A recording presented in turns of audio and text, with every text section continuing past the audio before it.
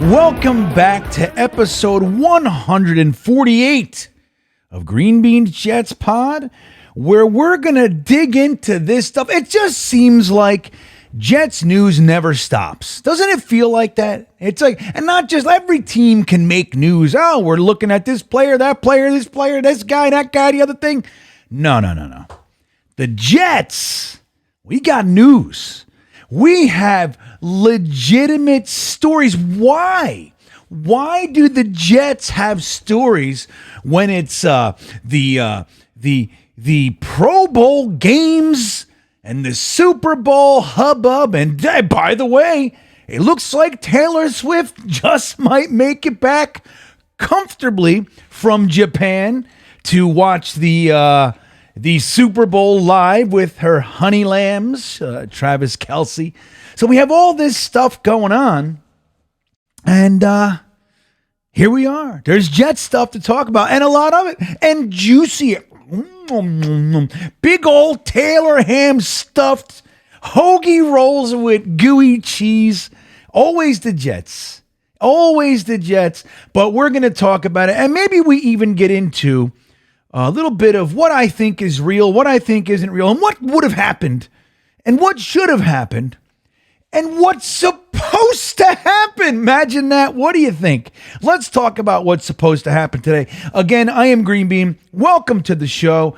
Episode 148. Here we come. And guys, it would be an amazing service if you would consider smashing that there milk thumbs. Go ahead and do that. And don't forget to subscribe to the channel. It is the only way that little old green bean can grow. And I want to tell you about a few exciting things coming this week. When I'm recording this, it is Sunday. I'm recording this on Sunday. What's the date? February 4th. You will most likely be seeing this if you're not a beanbagger. You'll be seeing this February 5th or after. So if you're watching this February 5th on the morning of, I'll tell you, tonight is the return of the 10 o'clock mock. People have been asking me for it since early November, man. We've been chomping at the bit to bring this back every year. We love to do this, 10 p.m. right here on Green Bean Jets Fan with our co-host, none other than the great Dom C, will be returning for his second season with us here. And what we do, it's a fun thing. We do a mock, but we do a themed mock every week. We have not released the theme for today. Maybe I have when you're watching this. But as of my time, which is the past for you, I have not released it yet. We'll do that on Monday morning. But so we'll have a theme, and we govern the draft by that theme. Like, so the Jets traded away Aaron Rodgers, like something like that. Or the Jets slid back 5 spots in the first round, those kinds of things. And we govern the draft that way. If those things happen, what would it look like? And invariably somebody goes, this is dumb. If it is, it is. And then the next week they go, this is great. It all depends on the theme. But the other cool thing about this is that you get to vote on the actual selection. So it's kind of a group rules type of a thing, you know? Democracy, let's call it, where we talk about it, we entertain the picks, we have a choice, and we vote, and then we look at the draft at the end to see what happens, and it's a great time. 10 p.m. right here every Monday until the draft. And don't forget about this one. We have a series of new shows on the Talkin' Jets channel with Ryan, Matt O'Leary, and myself. Monday night, right before the 10 o'clock mock, Ryan and Dom C will be cutting up the draft from the Jets' perspective over there. Then on Wednesday night, 8 p.m., Tigo and myself will be doing the show called Armchair GM, it's called. We'll be doing that at 8 p.m. And Jeremy and Matt O'Leary have a show called The Reality Check, where they deconstruct all the noise and tell you what's real, what can happen, carve it up in a way that's like, hey, this is not even worth looking at, that kind of a thing. And it's going to be great. That's all at the Talking Jets Network, and I can't wait to get that all started. It's going to be a great week. Guys, this particular show, man, oh man, I just, you open up the newspaper like this these days. Hello, Mr. Oh, well, actually, we do it. Where is it? You do it like this. You look at that. That's my phone. You do it like this these days. Let me open the paper. Let me get the morning paper. And that's what you do. So you look at the morning newspaper, you type up the Jets, and what happens? And they're like, oh my God. Right? That's what it is always. The world is crumbling to pieces. That's what we get. But man, let me just tell you. I think it's an interesting thing that we are as dramatic as we are. Now, it's interesting, but it's not surprising. And I'll tell you why. I have, I've led the charge some years. Some other years I back up. Now I don't really, it's not that I don't care. I don't know. I don't have the energy maybe anymore to complain about it. But the entirety of my Jets fandom, at least, let's say the last 20 years since I've been online, right? So I got on message boards right around the time, right before Bill Belichick was hired as the Jets coach before Parcells came. Remember that? So then Parcells, our head coach, right around that period of time. It was the end of the Kotite era that I got online. I found you guys online. I was like, wow, look at all these fans online. This is an amazing thing. So that's, it's a long time ago. 1997, kind of 96 if it was Kotite, right? So I did that then, and since I've been on there, I noticed an amazing trend within the Jets side of the NFL world, which is we catch a little more shit. You don't usually teeter and then say the word, but you usually back out of it.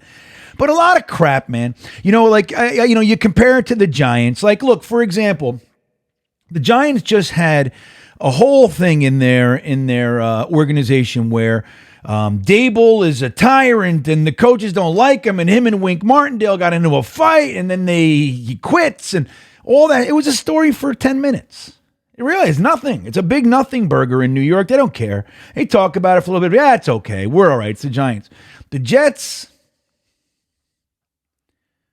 always bigger. It's always a bigger thing. It's always a bigger deal. More people from the national side jump on it. Just the way that it is. So when guys like, what was the guy's name? The cornerback that Sauce was arguing with this year. I don't know what his fucking name is. You'll know. You'll put it in the comments. I'll already know by the time you put it in the comments, but whatever. So like that kind of stuff. It's like, he says, Sauce only gets his notoriety because he's in New York and everybody gets more love in New York. I don't know what you're drinking, friend. Maybe with the Giants, maybe. I could buy that if it was a Giant thing. But, yeah, not the Jets. The Jets actually have an uphill climb, right? And we see it.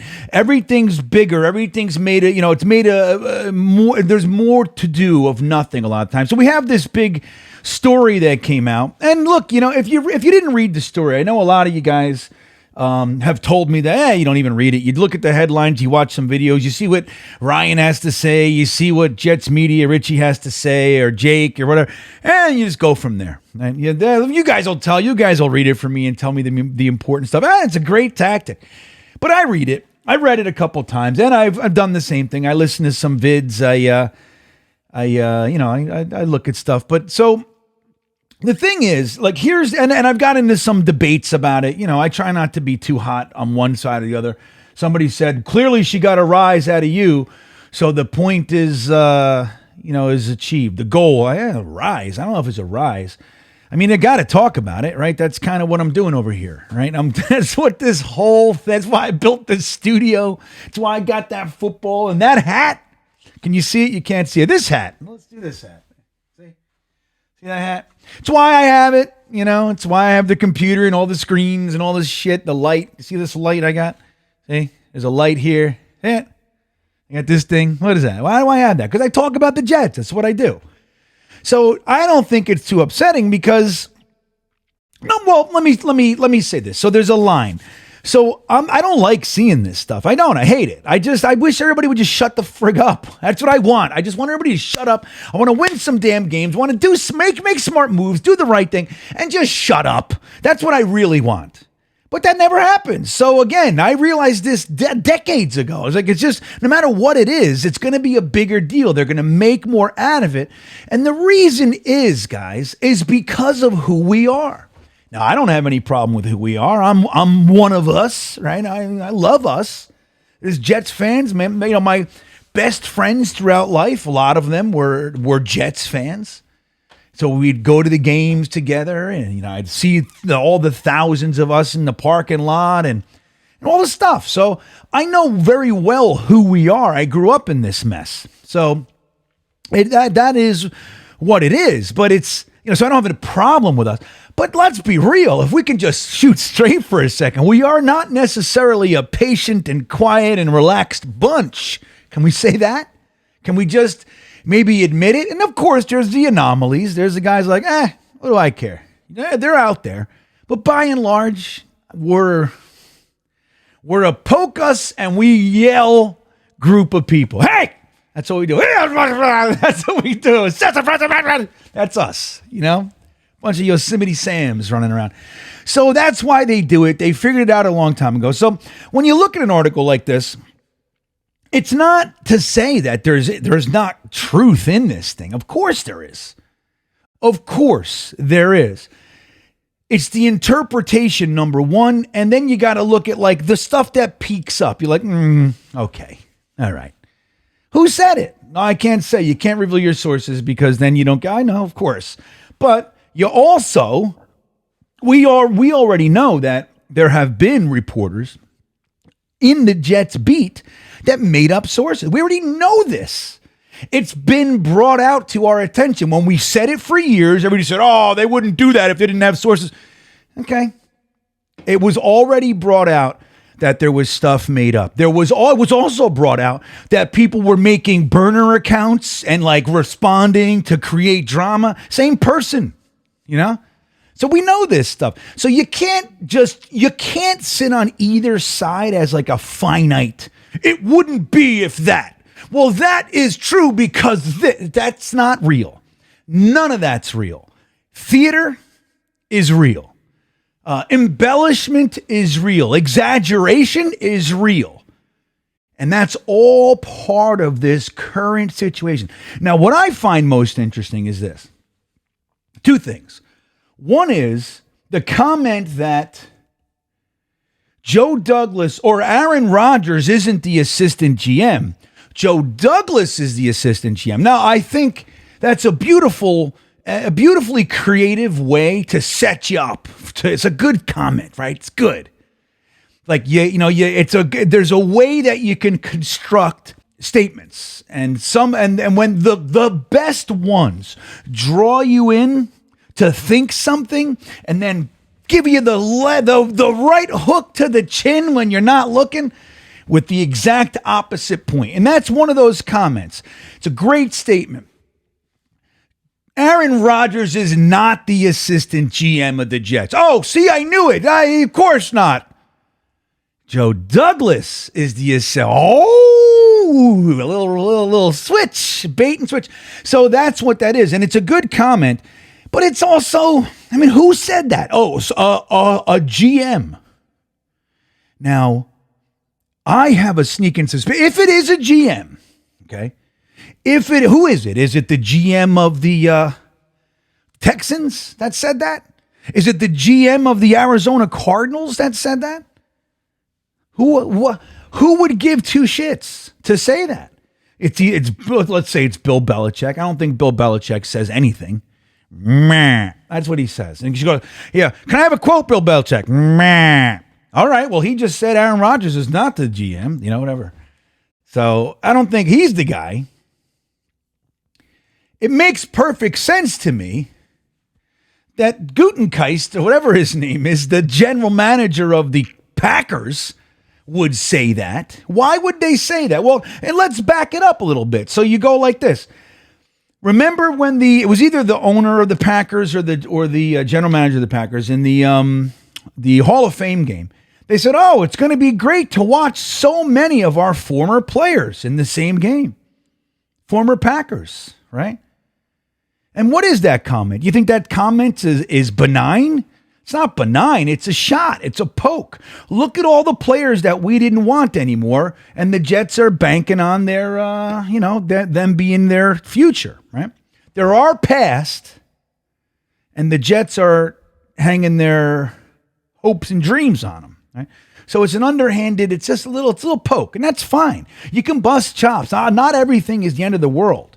I call my friends losers and ugly and all that. Doesn't mean I don't love them. It's just what you do. It's just ribbing, we like to call that, right? Good-hearted ribbing. And that's allowed. We got away from that in like football. Like, don't forget, this isn't even baseball. You could do it in baseball too. You're allowed to, but baseball is a significantly less violent. Football it was like the hard game. Football and hockey. Like, you watch basketball, it's great. Love basketball, love baseball, but they're significantly softer games. Can you fouls? You touch him in the hand when he's shooting. Yeah, you didn't let him shoot. It's a foul, So it's like we can just, it's not a shot. You don't talk about basketball. It's all right. Nobody can say anything anymore, So I don't think it's necessarily, the worst comment in the world, and you're allowed to do that. But I would say it's a safe bet when they say 30 people in and around the Jets. And the former GM that would say Aaron Rodgers is not the assistant GM, he's Joe Douglas is the assistant GM.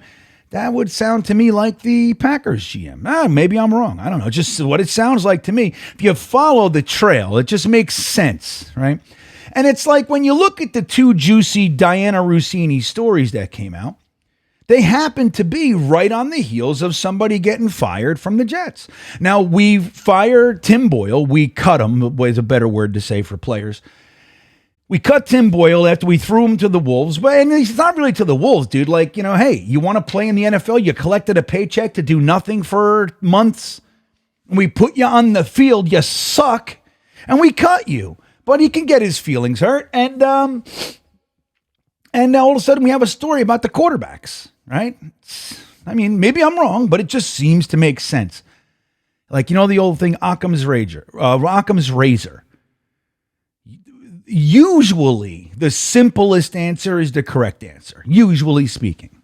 The simplest answer is the right answer. That's just the natural. We like to be overly complex. Sounds like Tim Boyle was butthurt. Diana Rossini knows. She went in there, grabbed them, her and whoever, and they got the scoop while the emotions were high, and they printed it, and they used it to make a whole thing. Great. True? False? Who knows? Same thing now. Taylor Embry gets fired.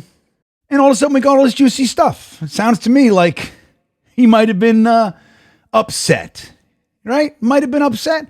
And he's singing. Yeah, there were 30 people around the park. Okay. But it's like when you look at these types of things, what is untrue? That Saleh doesn't look like a guy who was in control of his team all year? We were saying that on the live streams. We were saying that in our Talking Jets panel. We were saying it on every friggin' video. It looks like Saleh's lost. What else? Hackett doesn't look like he knows what the fuck he's doing. Hello. You know what I mean? The guy looks lost. The fact that an offensive coordinator of an NFL franchise would have the best running back in the previous draft, not this year, but the previous draft, 2023. Breece Hall was arguably but widely considered RB1 in that draft class. The Jets traded up to get him. He was an absolute stud until he got hurt. He was a stud this year from game one on. Whenever they put him on the field, there was a noticeable difference between him and Dalvin Cook and Michael Carter and anyone else that we put the ball in their hands. Breece Hall was obviously better. This running back we have, he is pretty good at it. He could be involved in the passing game. We didn't even realize that until the Giants game, which is after the bye. So it's like, I mean, does anything written about Hackett in a negative light that isn't connected to Aaron Rodgers, does it surprise you? Doesn't surprise me, everybody. I was screaming, but me, you, all of us. What the hell is going on here? How about the usage of Ruckert? How about the crazy just phenomenon? It doesn't matter which side of the line, for whatever reason during the season, was currently the weak side. Like, whether somebody got injured, it's his first start. For whatever reason, that's the side that Hackett favors. I don't even think he's aware. So what is that? So anything they say about him is real. At least realish, realistic. Realish. Realistic. So, I don't know. So that's the one thing. It's like, I think it's a lot of this stuff is what I would call low-hanging fruit. No shit. No shit, man. But here's the interesting. So there was an article by Brian Costello that I want to talk about, right? And this is the whole GM thing. And like I just said, he's part of the beat, and they're notoriously, looking for the gravy with the Jets, the juice, the story, the gotcha, right? He's part of that crew, but he has a real good article. He's in the Post, Brian Costello with the Post. And for that, let's get into this week's Intelligent Gripe. So the whole thing about, Aaron Rodgers not being the assistant GM, he's the GM, is a dumb statement because the general manager does the draft, right? You think Aaron Rodgers said, no. We don't want to tackle. We don't want to wide. We don't want anything to benefit. We need a reach. Outside linebacker, speed rusher, even though we have the strongest defensive line since the sack exchange, if not the strongest defensive line since, let's say the Sons of Anarchy or the Bird, Loggeman, Washington years and Mercer, all those guys. No, we need to use our top chunk of capital on Will McDonald, a guy that's more than likely going to play 30% or less of the snaps. That's the guy we want. Aaron Rodgers steamrolled everybody and did that. Then, he takes Zaire Barnes and Izzy. I mean, I don't know, man. It just doesn't, it seems like a dumb statement. Now, did he tell the Jets what players he would like them to go pursue? Yeah. Like everybody does. Right? Like everybody does. But he has a great article. It's like the theme of it's really, in my opinion, smart. And this is the whole thing. He says, the Jets are absolutely right to cater to Aaron Rodgers' preferences. Why wouldn't they? Who else on this team is Hall of Fame destined? Maybe Brees, maybe Sauce, maybe G-Dubs. I mean, who knows? Maybe CJ Mosley I doubt it, but maybe, right? Who knows? Maybe Tippmann's going to be on a Hall of Fame trajectory. Who knows? Maybe AVT never gets injured again, plays for 12 more years at an all-pro level. I mean, right? But we don't know. We don't know. There's one guy. Is it Robert Saleh? Is it Joe Douglas? Who knows? I mean, I don't know. But there's one guy you can say, no doubt, Hall of Fame. First ballot Hall of Famer. And that is Aaron Rodgers. He's the only guy that's in the entire organization that has that. And for good reason. He's elite at his position, which just so happens to be the general of the field, the leader. So you, as a general manager, and I've said this before, when we would argue about who's making the decisions, is it Herm or is it Bradway? I mean, all the way back to that, man. And it's like, every GM coach, the coach, Adam Gase really made that pick and Joe Douglas really made that. Here's the truth of it all, okay? You're a dog shit GM. Which Mike McCagnon, this is a really good way to describe Mike McCagnon, by the way. This is it. You're a complete turd of a general manager if you're not getting the players that are going to fit the best and that your coach wants to work with. Like the guys that are going to support the coach's goals the best. Best player available? Yes. Need? Yes. For what we are trying to accomplish here. Maybe the wide receiver is a better player than the cornerback, but the coach is trying to build a system and he needs this. You go, maybe I like this cornerback better than that cornerback, but the coach, what he's trying to accomplish, this is the type of player he's trying to accomplish that with. So you do that. Now, Mike McCagnon didn't let the coaches and scouts speak. No. You're not allowed to speak to them. Why? He didn't want the coaches to influence what the scouts' evaluations were. We don't want that. That's why we got guys like Ja'Kai Polite and everybody else. You know, that's why Adam Gase left the draft room, the war room, after one pick. Now we love Quinnen now. But I didn't want Quinnen Williams in that draft. Did you? We already did that. We had a bunch of other needs. So it just, it's like when you look at this, you go and you put in all this energy to Aaron Rodgers. And I know, like watching the team suck and watching the guys that he wanted to bring here suck.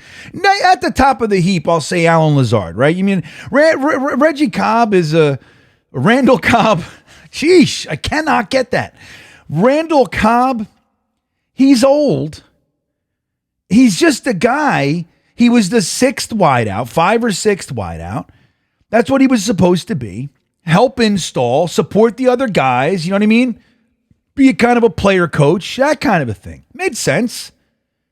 And Corey Davis goes down, and whatever. OBJ signs with the Ravens, whatever their plan was. And all of a sudden, Cobb is kind of catapulted up the chart. McCole Hardman sucks.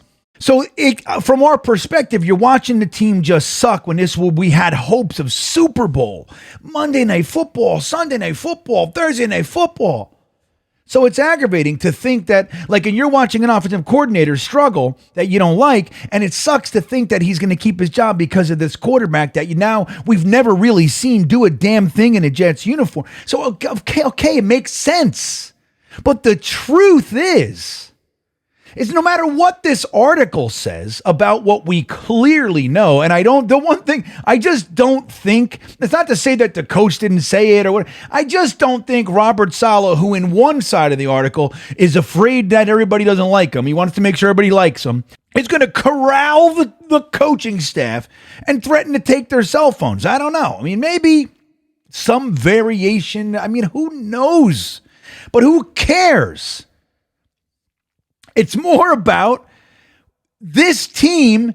Is Joe Douglas the GM? Obviously, Joe Douglas is the GM. Is Woody still obviously Woody's still the, is he enamored with Aaron Rodgers? No doubt.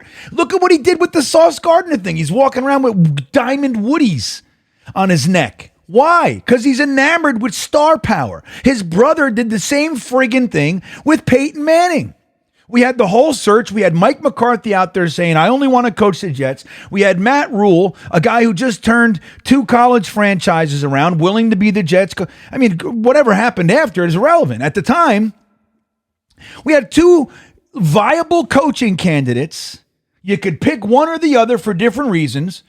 And what did they do? Peyton Manning calls and goes, hey, man, you really, those guys don't work. You want Adam Gase. Even though he just sucked in Miami and had 4 years and blew it up with the owner and it got fired and the whole thing, bring him on. And they did. Why? Because they're susceptible to star power. That's what the Johnsons are. This is not a secret. So I don't doubt that that Woody's enamored. But the thing is, as a football decision, Aaron Rodgers should be telling the GM and the coach, I really would love to have this guy. I really think if you bring this guy on, he's going to help me accomplish X. I really think if you bring him on, it's going to make me more comfortable in the offense. Great. I really like this offense. I really would like this coach to stay here. No problem, dude. What are you supposed to fire everybody and then keep Aaron Rodgers? Then what do? You bring in guys that don't gel? Do you not bring him into the decision-making process? Is he the GM? Let's say you fire the whole coaching staff and then you talk to Aaron Rodgers about, hey, which one of these guys do you think you'd work well? Isn't he now the GM? Does it make it make sense, man? Make it make sense. Of course. The only thing that makes this all suck is that he got his Achilles torn 4 plays into the season. That's it. That's everything else. It's after that. Now, did the Jets kind of tank the season after that? Maybe. I don't know. It kind of looks like they just had no plan B. They had no plan B, and that's a mistake, and that is something we yelled about all year. We know shit. We saw it. You don't have to convince me, man. The fact that they dragged their ass with the Trevor Siemian, and Wentz was out there, you couldn't make trades. I mean, there's so many guys. We're still out there. Flacco, right? You could have made more moves at offensive line. I mean, whatever it is to make this year, they could have made the playoffs this year, no doubt, even with Zach Wilson. But let's be real. When you look at the Lazard suctitude, he didn't suck like that with Aaron Rodgers. Now, he had a drops issue. We talked about that in last offseason when we liked him or didn't like him. I think most Jets fans said, it's a good signing. It's a good signing. $11 million a year. Wide receivers are getting 20 now. So, I mean, maybe some were a little on the high side for a guy like him, but not crazy.